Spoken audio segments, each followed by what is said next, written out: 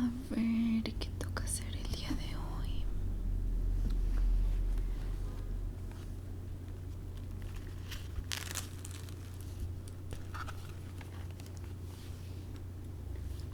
A ver, voy a ir revisando las notas que ya hice. A ver, esta ya está, entonces.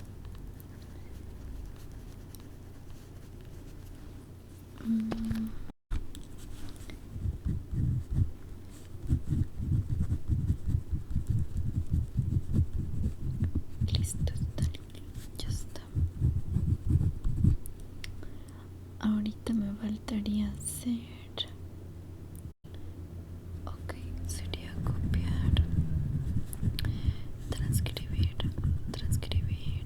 entrevista, García Márquez. Listo. Uy, pues va a ser un día largo, pero ni modo.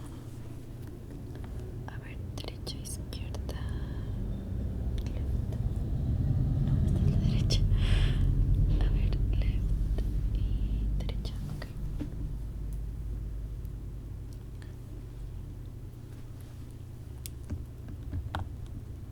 Yo no sé por qué siempre dejo mis audífonos bien puestos y al final terminan así, pero bueno, en fin.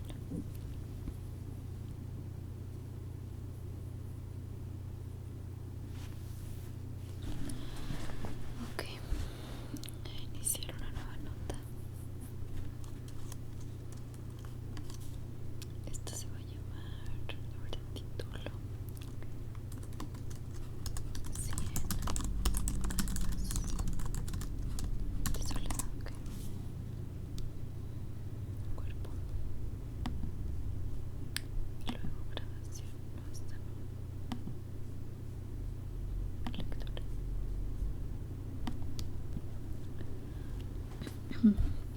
Ok, a ver, tiene una duración de 30 minutos, 29:54. Ok, voy a empezar de una vez.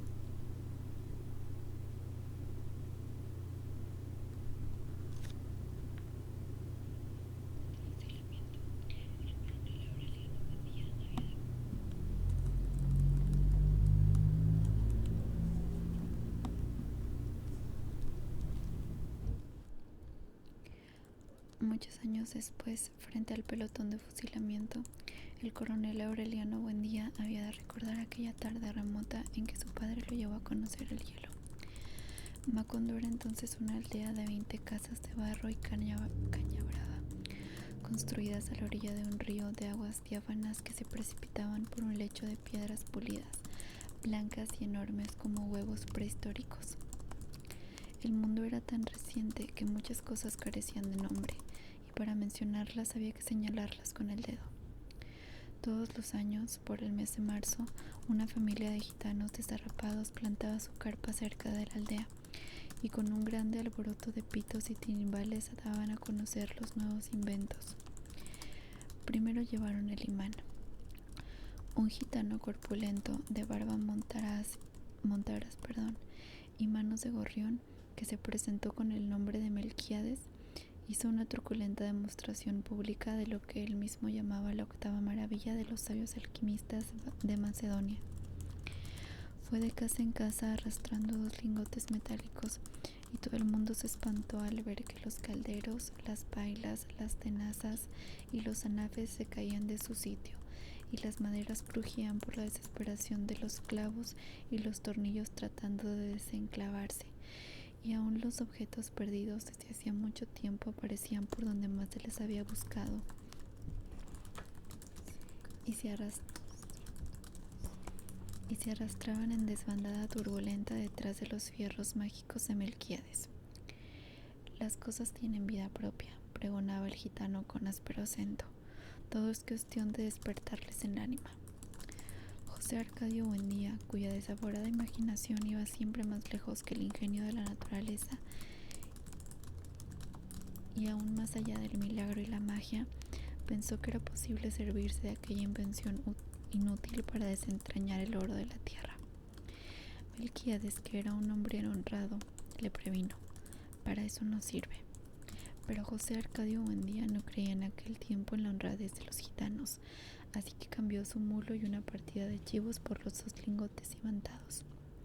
Úrsula y Guarán, su mujer, que contaba con aquellos animales para ensanchar el desmedrado patrimonio doméstico, no consiguió disuadirlo.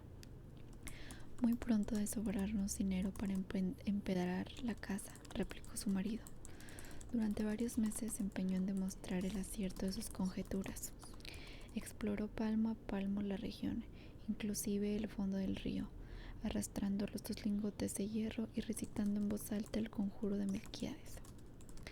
Lo único que logró desenterrar fue una armadura del siglo XV con todas sus partes soldadas por un cascote de óxido, cuyo interior tenía la resonancia hueca de un enorme calabazo lleno de piedras.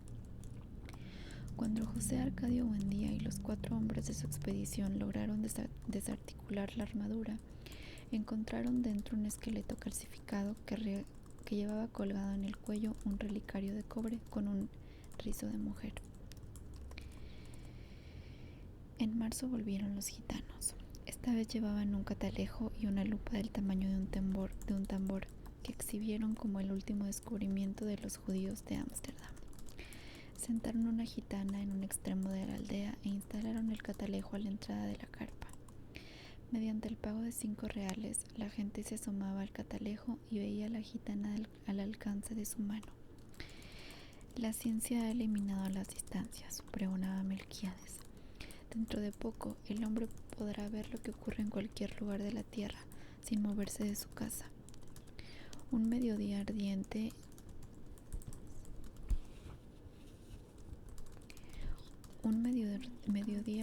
hicieron una asombrosa demostración con la lupa gigantesca. Pusieron un montón de hierba seca en mitad de la calle y le prendieron fuego mediante la concentración de los rayos solares.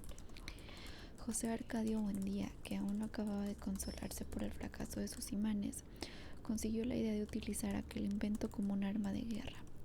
Melquíades otra vez trató de disuadirlo, pero terminó por aceptar los 2 lingotes imantados y 3 piezas de dinero colonial a cambio de la lupa. Úrsula lloró de consternación.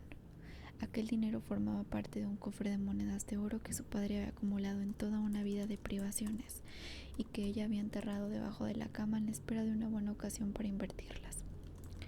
José Arcadio Buendía no trató siquiera de consolarla, entregado por entero a sus experimentos tácticos con la abnegación de un científico y aún a riesgo de su propia vida. Tratando de demostrar los efectos de la lupa en la tropa enemiga, se expuso él mismo a la concentración de los rayos solares y sufrió quemaduras que se convirtieron en úlceras, y tardaron mucho tiempo en sanar. Ante las protestas de su mujer, alarmada por tan peligrosa inventiva, estuvo a punto de incendiar la casa. Pasaba largas horas en su cuarto, haciendo cálculos sobre las posibilidades estratégicas de su arma novedosa, hasta que logró componer un manual de una asombrosa claridad didáctica y un poder de convicción irresistible. Lo envió a las autoridades acompañado de numerosos testimonios sobre sus experiencias y de varios pliegos de dibujos explicativos, al cuidado de un mensajero que atravesó la sierra, se extravió en pantanos desmesurados, remontó ríos tormentosos y estuvo a punto de perecer bajo el azote de las fieras, la desesperación y la peste antes de conseguir una ruta de enlace con las mulas del correo. A pesar de que el viaje a la capital era en aquel tiempo poco menos que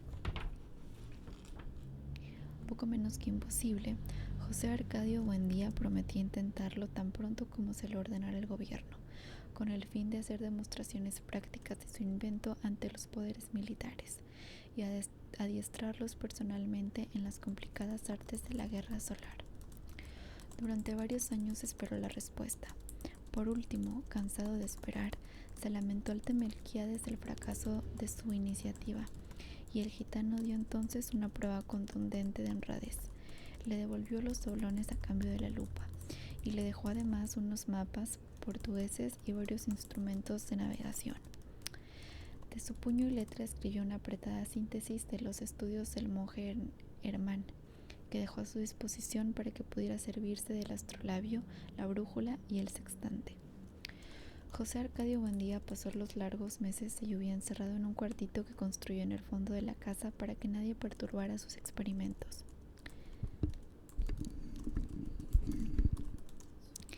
Habiendo abandonado por completo las obligaciones domésticas, permaneció noches enteras en el patio vigilando el curso de los astros y estuvo a punto de contraer una insolación por tratar de establecer un método exacto para encontrar el mediodía. Cuando se hizo experto en el uso y manejo de sus instrumentos, tuvo una noción del espacio que le permitió navegar por mares incógnitos, visitar territorios deshabitados y trabar relación con seres espléndidos, sin necesidad de abandonar su gabinete.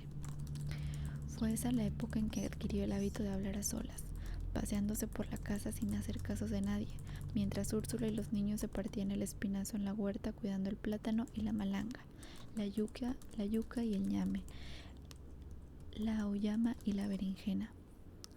De pronto, sin ningún anuncio, su actividad febril se interrumpió y fue sustituida por una especie de fascinación.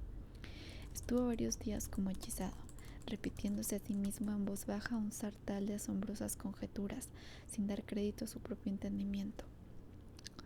Por fin, un martes de diciembre, a la hora del almuerzo, soltó de un golpe toda la carga de su tormento.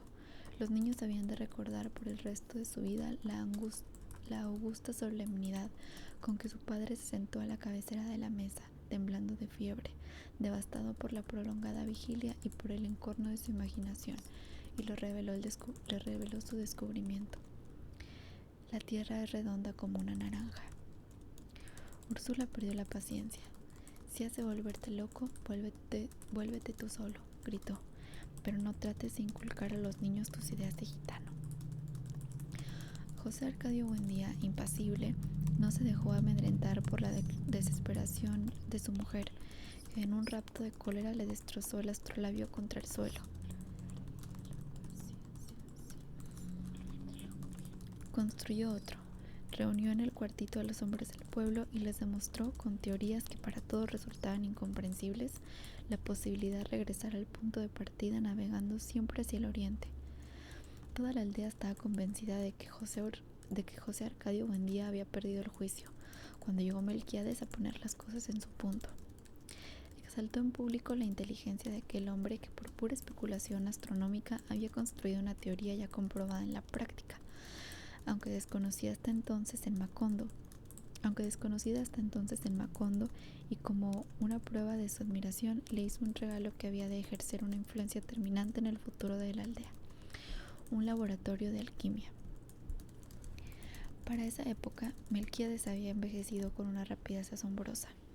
En sus primeros viajes parecía tener la misma edad de José Arcadio Buendía, pero mientras éste conservaba su fuerza descomunal que le permitía derribar un caballo agarrándolo por las orejas, el gitano parecía estragado por una dolencia tenaz. Era, en realidad, el resultado de múltiples y raras enfermedades contraídas en sus incontables viajes alrededor del mundo. Según él mismo le contó a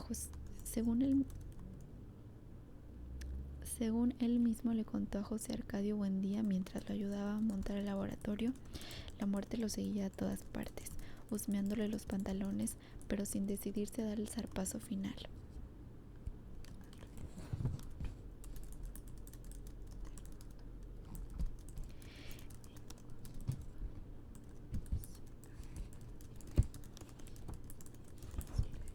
Era un fugitivo de cuantas plagas y catástrofes habían flagelado al género humano. Sobrevivió a la pelegara en Persia, al escorbuto en el archipiélago de Malasia, a la lepra en Alejandría, al beriberi en Japón, a la peste bubónica en Madagascar, al terremoto de Cilicia y a un náufrago multitudinario en el estrecho de Magallanes. Aquel ser prodigioso que decía poseer las claves del Nostradamus era un hombre lúgubre, envuelto en una hora triste. Era un hombre, con una mirada asiática que parecía conocer el otro lado de las cosas. Usaba un sombrero grande y negro, como las alas extendidas de un cuervo, y un chaleco de terciopelo patinado por el verdín de los siglos. Pero a pesar de su inmensa sabiduría y de su ámbito misterioso, tenía un peso humano, una condición terrestre que lo mantenía enredado en los minúsculos problemas de la vida cotidiana. Se quejaba de dolencias de viejo, sufría por los más insignificantes percances económicos y había dejado de reír desde hacía mucho tiempo, porque el escorbuto le había arrancado de los dientes. El sofocante mediodía en que reveló sus secretos, José Arcadio Buendía tuvo la certidumbre de que aquel era el principio de una grande amistad. Los niños se asombraron con sus relatos fantásticos. Aureliano, que no tenía entonces más de 5 años, había de recordarlo por el resto de su vida como lo vio aquella tarde, sentado contra la claridad metálica y reverberante de la ventana, alumbrando con su profunda voz de órganos los territorios más oscuros de la imaginación, mientras chorreaba por sus sienes la grasa derretida por el calor. José Arcadio, su hermano mayor, había de transmitir aquella imagen maravillosa, como un recuerdo hereditario, a toda su descendencia. Úrsula, en cambio, conservó un mal recuerdo de aquella visita, porque entró al cuarto en el momento en que Melquíades rompió por distracción un frasco de bicloruro de mercurio. «Es el olor del demonio», dijo ella. «En absoluto», corrigió Melquíades. «Está comprobado que el demonio tiene propiedades sulfúricas, y esto no es más que un poco de Solimán». Siempre didáctico, hizo una sabia exposición sobre las virtudes diabólicas del cinabrio, pero Úrsula no le hizo caso, sino que se llevó a los niños a rezar. Aquel olor mordiente quedaría para siempre en su memoria, vinculado al recuerdo de Melquíades. El rudimentario laboratorio, sin contar una profusión de cazuelas, embudos, recortas, filtros y coladores, estaba compuesto por un atanor primitivo, una probeta de cristal de cuello largo y angosto, imitación del huevo filosófico, y un destilador construido por los propios gitanos según las descripciones modernas del alambique de 3 brazos de María la Judía. Además de estas cosas, Melquíades dejó muestras de los 7 metales correspondientes a los 7 planetas, las fórmulas de Moisés y Zósimo para el doblado del oro.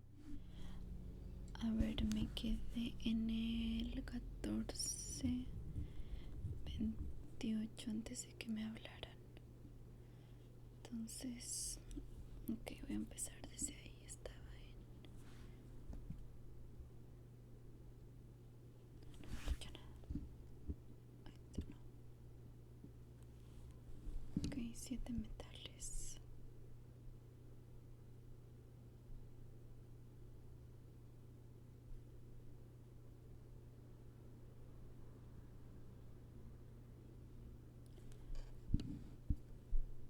No, es más atrás.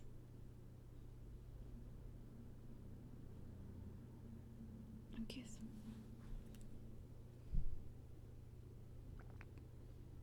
Aquel olor. 14, 1. 14, 1.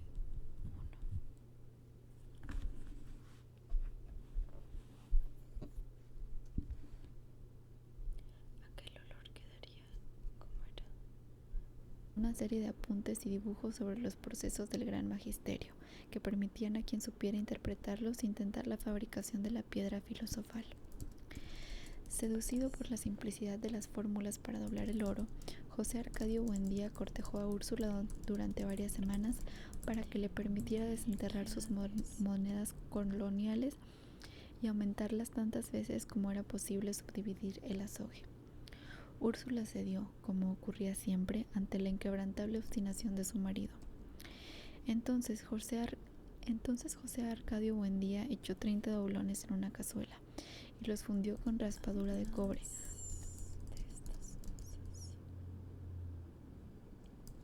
Oro pimente, azufre y plomo. Puso a hervir todo a fuego vivo en un caldero de aceite de ricino hasta obtener un jarabe espeso y pestilente más parecido al caramelo vulgar que al oro magnífico. En azarosos y desesperados procesos de destilación, fundida con los 7 metales planetarios, trabajada con el mercurio hermético y el vitrolo de Chipre, y vuelta a cocer en manteca de cerdo a la falta de aceite de rábano, la preciosa herencia de Úrsula quedó reducida a un chicharrón carbonizado que no pudo ser desprendido del fondo del caldero. Cuando volvieron los gitanos, Úrsula había predispuesto contra ellos a toda la población, pero la curiosidad pudo más que el temor, porque aquella vez los gitanos recorrieron la aldea haciendo un ruido ensordecedor con toda clase de instrumentos músicos, mientras el pregonero anunciaba la exhibición del más fabuloso hallazgo de los naciancenos. De modo que todo el mundo se fue a la carpa, y mediante el pago de 1 centavo vieron un Melquíades juvenil, repuesto, desarrugado, con una dentadura nueva y radiante, quienes recordaban sus encías reconstruidas por el escorbuto, sus mejillas flácidas,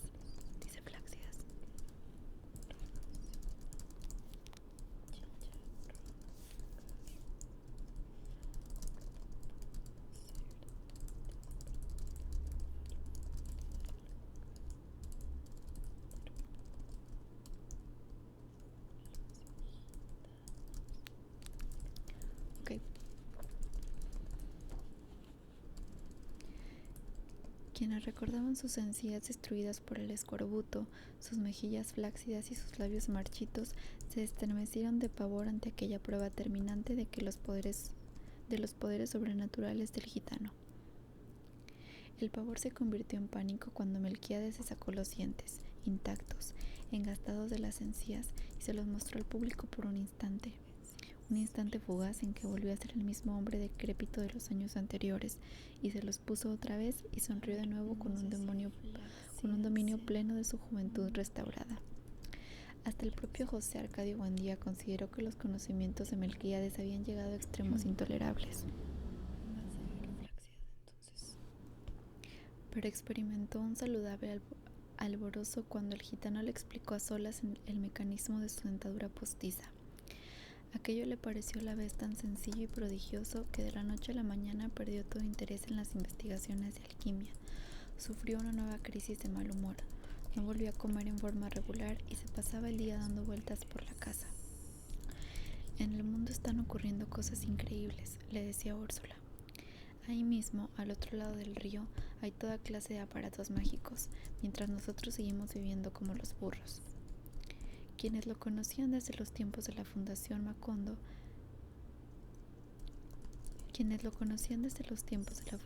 Macondo se asombraban de cuánto había cambiado bajo la influencia de Melquíades. Al principio, José Arcadio Buendía era una especie de patriarca juvenil que daba instrucciones para la siembra y consejos para la crianza de niños y animales, y colaboraba con todos, aun en el trabajo físico, para la buena marcha de la comunidad. Puesto que su casa fue desde el primer momento la mejor de la aldea, las otras fueron arregladas a su imagen y semejanza. Tenía una salita amplia y bien iluminada, un comedor en forma de terraza con flores de colores alegres, 2 dormitorios, un patio con un castaño gigantesco, un huerto bien plantado y un corral donde vivían en comunidad pacífica los chivos, los cerdos y las gallinas. Los únicos animales prohibidos no solo en la casa, sino en todo el pueblo, eran los gallos de pelea.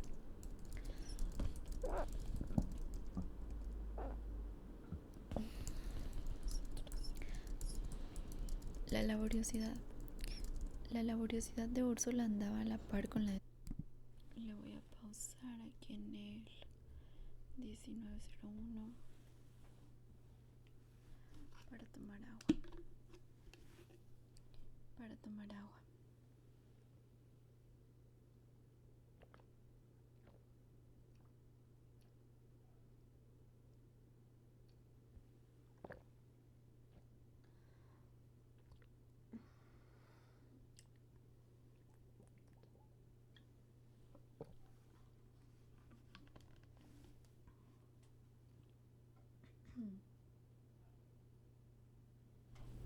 Muy bien, ahora desde el 1901.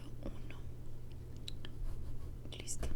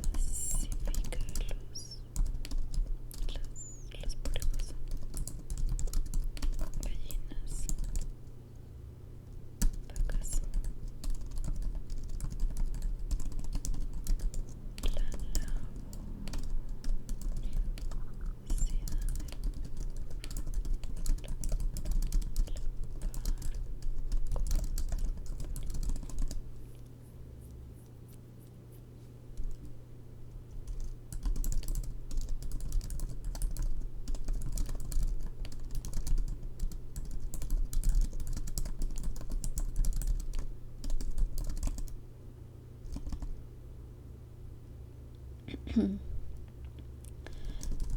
viejos arcones donde se guarda la ropa olían a alpaca.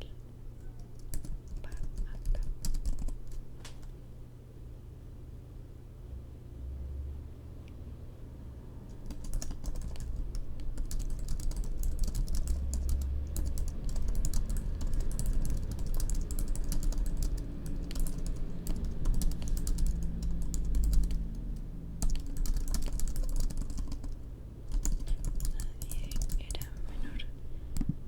Pausa. Nadie era menor de 30 años. Mayor. Si digo mayor o menor, no sé.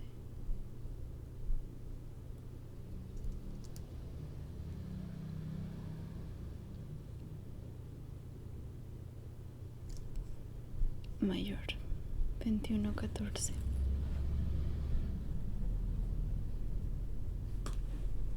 Nadie era mayor de 30 años y nadie había muerto.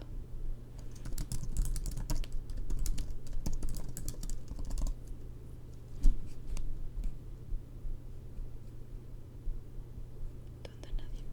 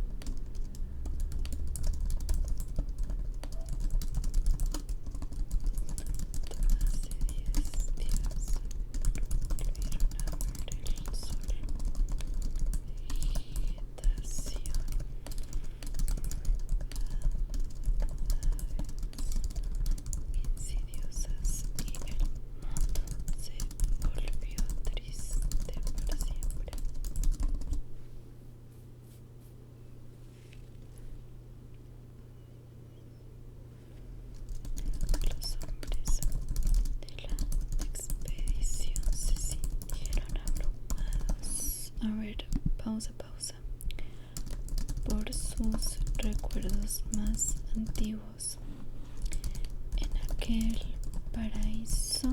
¿Qué más?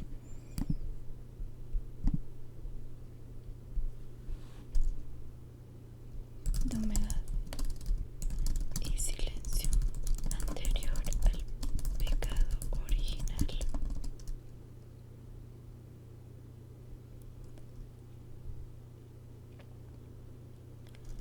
Durante una semana casi sin hablar,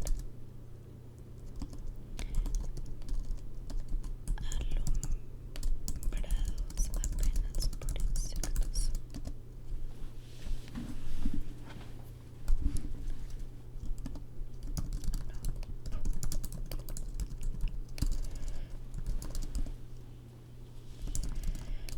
No importa, decía José. Pausa. José Arcadio. Buen día. Ay, no puse. A ver. Tiempo. Pendiente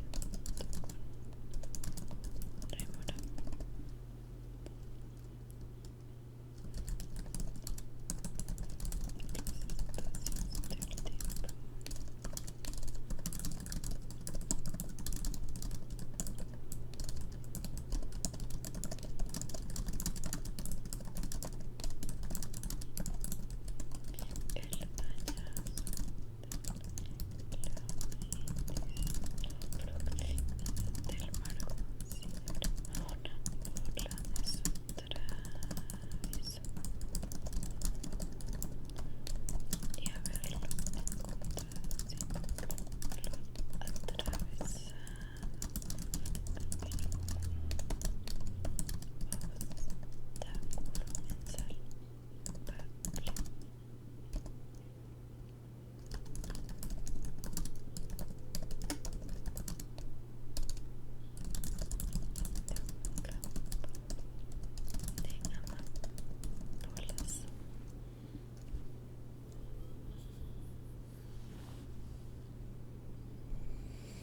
Ok, creo que tengo que hacer lo de las correcciones y lo de buscar las fotos. Entonces,